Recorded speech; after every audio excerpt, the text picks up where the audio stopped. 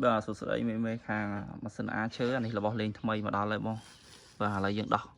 អាឡែងទាញនឹងចេញយើងដាក់នេះអានេះដុំដេបងចាំមើលយើងដោះឲ្យទៅឡើងឲ្យវាទៅជាមិនដែរបាទនេះបងឥឡូវមិញយើងដោះហើយ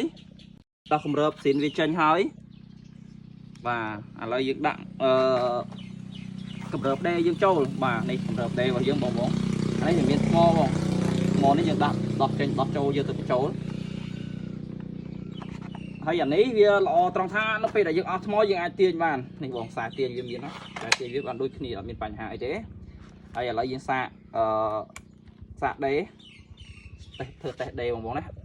អូយ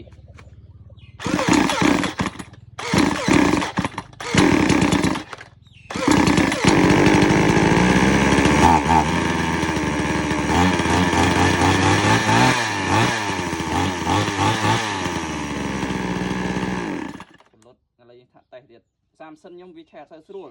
ហើយខ្ញុំដេបងមើលកន្លែងយើងចុចបងយ